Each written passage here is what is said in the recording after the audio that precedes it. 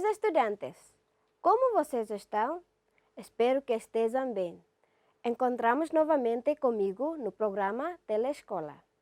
Então, na aula de hoje, vamos aprender no nosso manual do aluno de 10º ano de escolaridade, na unidade temática 2, sobre o desenvolvimento pessoal e identidade, mais especificamente no subtópico Contextos do Desenvolvimento. Contextos do desenvolvimento. Para se compreender melhor o papel das pessoas enquanto cidadãos, é importante perceber como o desenvolvimento pessoal pode afetar a participação na sociedade democrática ao longo da vida. Nos subtemas seguintes, abordaremos os processos de desenvolvimento humano e a sua relação com o exercício de cidadania. Processo de desenvolvimento. O termo desenvolvimento é utilizado com frequência no dia a dia. Por exemplo, dizemos que as plantas desenvolvem e que os gestores fazem planos de desenvolvimento para as empresas. O desenvolvimento relaciona-se com mudança, uma transformação para um estado de maior organização e complexidade.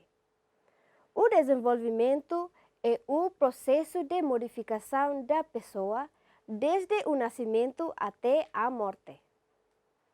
Estas mudanças resultam da interação com a sociedade e o meio circundante, associadas a diferentes tipos de influência ou acontecimentos no desenvolvimento. 1. Influências associadas à idade normativa, aquelas mais ou menos esperadas e comuns a todos os indivíduos, próximas de acontecimentos ligados à idade cronológica. Por exemplo, o início da puberdade na adolescência ou começar a escola primária aos 6 anos de idade. 2. Influências associadas à história normativa. As ligadas ao tempo histórico, partilhadas pelos membros de uma geração que viveu um determinado acontecimento histórico ou social. Por exemplo, uma crise econômica, uma guerra. 3. Influências não normativas, as inesperadas ou não expectáveis. Por exemplo, uma doença grave ou perda de emprego. Direito ao desenvolvimento.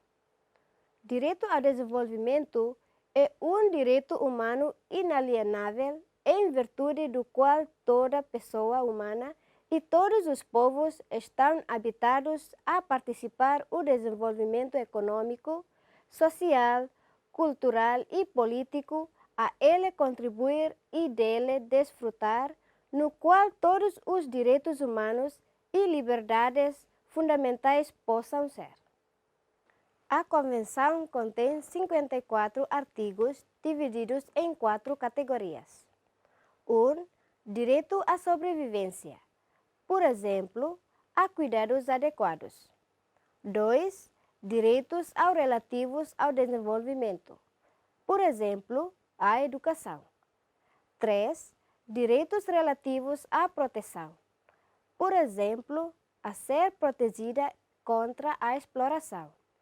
E 4. Direitos de participação. Por exemplo, a exprimir a sua opinião. Contextos de desenvolvimento.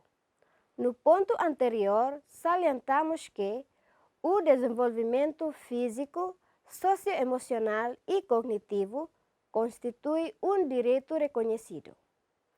Agora, veremos como o processo de desenvolvimento pode variar consoante o contexto ambiente em que a pessoa cresce ou vive.